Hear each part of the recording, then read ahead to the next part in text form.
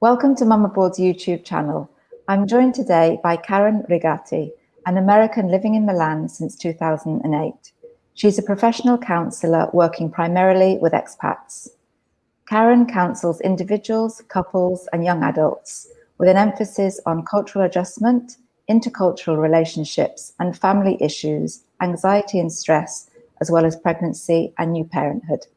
Hi, Karen. Hi, Jane. Nice to be here today. Thank you for joining me. Absolutely. Karen, moving to a new country can be very straightforward. Equally, it can be quite an overwhelming experience.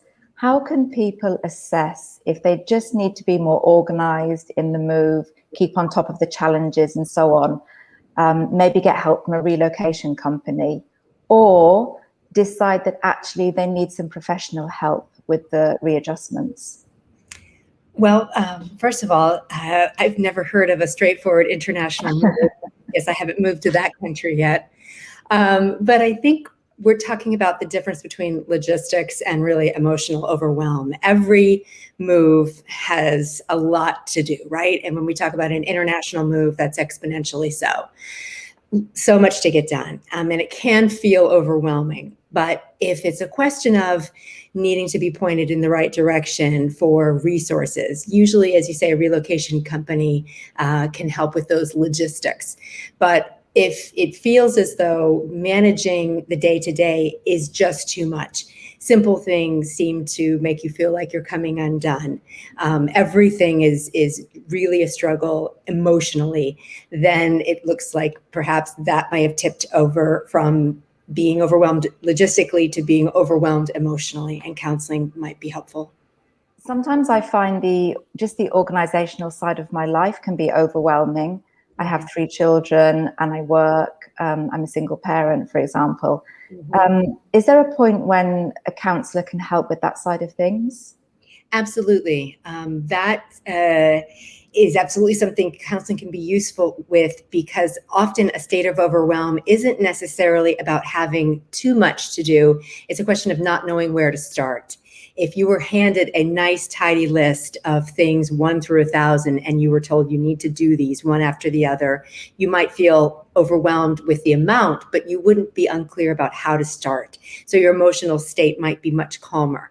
Oftentimes when we feel that there's just too much to do, too much to organize, we literally don't know where to start. So a counselor can help you create more of an action plan and, of course, manage the emotional aspects as well. Karen, what would you say are signs of anxiety and stress? Well, I think what you're asking is what are signs of too much anxiety and stress? It's important for us to frame our expectations around anxiety and stress. Anxiety is not all bad. It's a natural human emotion, and it serves many important purposes. And stress is a reality of modern life for almost all of us. So the idea is not to eliminate anxiety and stress, but to understand when they're becoming just too much. So some signs that they have spilled over into unhealthy levels might be a lot of difficulty sleeping, difficulty concentrating, a constant sense of worry or impending doom, increased irritability, anger, crying a lot, withdrawal from relationships. So if some of these symptoms are present, it might be time to seek some support. Karen, you moved to Milan in 2008. How would you describe your experience of the relocation? Well, moving to Milan in 2008 was my 4th international move. So in many ways, I was a fairly seasoned expat. So that helped in knowing certain things to expect. But I had never lived in Italy before. On the logistical front, I would say it was fairly smooth. And I say fairly because anybody who's lived in Italy for more than 5 minutes knows that it can be quite slow and painful to get a lot of the services up and running upon arrival. So logistically, it was okay. But emotionally, I would say that I had about 5 to 6 months prep time, which is a lot more than some people might have. And I was able to devote a lot of energy towards learning the language, which I knew would be really important to my overall happiness in Milan. And so that turned out to be very true. And I spent a lot of time before and upon arrival learning the language, which did help me adjust better emotionally. But it took a while. It took many years to feel truly settled. And when I work with expat clients, especially if it's their first expat experience, they're often surprised that 2 or 3 years in, they're still not feeling settled. So working on the expectations and the process and there not being a finish line is something that I've learned firsthand and that I work with clients on. I'm sure that in small towns in Italy, you need to speak Italian. But what's it like in the big cities? So in Milan and Rome, for example, can you get by without speaking Italian? That's a really good question. Not really. Not nearly as well as one can get around a lot of other major European cities without speaking the local language, even though Milan and Rome are the 2 largest cities in Italy, and it's better now than it was 14 years ago when I arrived. It is still quite challenging, and many expats that I work with who've lived abroad, but who are English speakers, have been surprised at how difficult it is to get around. And it's one of the reasons I mention the language prep for myself in coming to Milan, because it is quite challenging to manage day-to-day life in a real sense, unless you have some level of Italian. Karen, how much would you say your own experiences have influenced the way that you've developed your business? My own experiences have influenced my practice a great deal. My areas of focus and specialization mostly come directly from firsthand my own experience. Cultural adaptation, intercultural relationships. I have an intercultural family. As I mentioned before, I've been an expat in a number of different countries. So those gave me the framework and the base to start to work with others on these issues. And certainly many years now of doing so has really shaped, these areas of focus in my practice. Also, pregnancy and new parenthood. Both of my daughters were born in Milan, and my eldest daughter was born not that long after I arrived. Everything was still quite new and challenging, and my Italian was not great. And so, again, those experiences have definitely contributed a lot to my working with others. It can be really daunting moving to a new country while you're pregnant or with a new baby. And as you mentioned, you've experienced that yourself. Mm-hmm. How can you help pregnant women and new parents navigate the emotional and the psychological shifts that they have at that time? I'm always really happy when a mom-to-be or an expecting couple comes for counseling to get additional support, recognizing the enormity of the changes ahead for them and not waiting until things do feel overwhelming or they are in crisis. So I really try to help couples, particularly. It's a bit of a different answer, whether it's I'm working with a couple or a mom-to-be, but with couples, I really try to work with them to focus on maintaining the couple relationship, which can very quickly be taken for granted, of course, when a new baby arrives.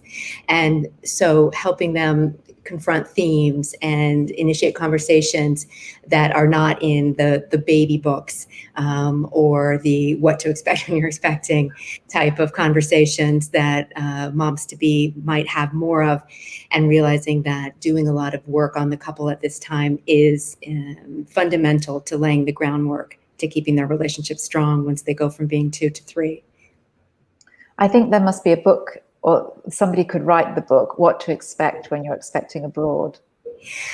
You know, I love that idea. I actually think that if there isn't that book out there, we need to put it out there. I think it should be, yeah. Mm-hmm.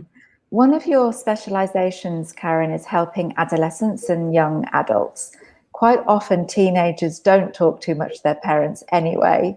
So what would you say the signs might be for parents to look out for if they think that their teenager might be struggling? Well, good question. And it's not a one-size-fits-all answer, certainly. First and foremost, at the adolescent stage, it can be more important than ever to really check your connection with your teen. Is it strong? Do you have a good relationship? Do you feel seen and heard by them, and vice versa? I know that can be a lot to ask of a teenager, and it's not about spending necessarily a lot of time talking, but is the connection strong? Do you know what would be a departure from their normal behavior? And do you know, as a parent, what is normal adolescent behavior? A lot of times age-appropriate behavior is behavior we really don't like, and we as parents can rail against. Tantrums, saying no, being defiant. These are mostly age-appropriate behaviors depending on what age we're talking about. Are they difficult? Yes. Annoying? Yes. But they might be very age-appropriate. So getting a bit of an education as a parent of an adolescent goes a long way in terms of first understanding, is this age-appropriate behavior for an adolescent, or is this something out of the norm? Also, again, is my connection strong with my teen? Do I feel like there is an open path for us to check in with each other? If something seems off, can you ask your teen? These are some places to start. Again, it's a complex issue, but everything starts from connection.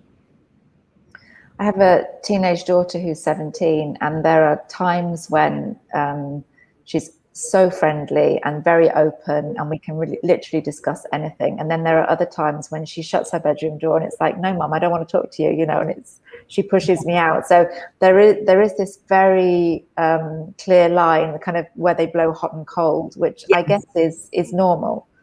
100%. And I think that's a great example. Clearly the connection with your daughter is there. And when she's in the right frame of mind, she's there. She's connected with you. The pulling away and shutting the door, both literally and figuratively, also age appropriate. The way you're describing your daughter today, if you said, gosh, the last few months, she's not connecting with me at all. She's not showing up at all. She seems like a different person. That might send off a warning bell, because it's such a departure from what you've been seeing from her as of late. So any significant departure, it might also be a time to check in. Not necessarily a warning bell, but a significant departure in behavior or change in behavior could be cause for concern. What advice would you give to parents who are anxious about their teenagers leaving home, perhaps if they're going off to university, and especially, as is so often the case with expats, that their children return to their home country when the parents actually stay abroad? Right. First of all, the first part of your question, parents who are anxious about their children going to school, I would start with, what is that particular parent anxious about? What are they concerned will happen? What is the worst case scenario? Where are those fears coming from? Because of course they're going to be different for each parent. But before addressing it, it's important to understand what really is the anxiety. If you're feeling anxious, let's first look at why before we can look at solving the anxiety or addressing the anxiety. So that would be a place to start. In terms of students who are going back to their home country, who have either lived abroad as expats or as third culture kids, of course, there's going to be a different host of challenges for the family. One of the things that I would flag for parents to have is to have conversations with their university-bound children about either reverse culture shock or cultural adaptation, even if in their own country. Some third culture kids have never lived in the country of one of the parents, and they might have decided to go to university there, or they may have moved away 8 years before. And yes, they've gone back on holidays, but they haven't lived there since moving away. So prepping kids for some of the inevitable adjustments of going back, even to a country that they consider a home country, can go a long way. Karen, I'm going to put your website address at the bottom of the screen now. So if anybody would like to find out more about your services, they can take a look there, and they'll also find your contact details there. Yes. So that just remains for me to say thank you very much for joining me today. Thank you, Jane. It's been a pleasure.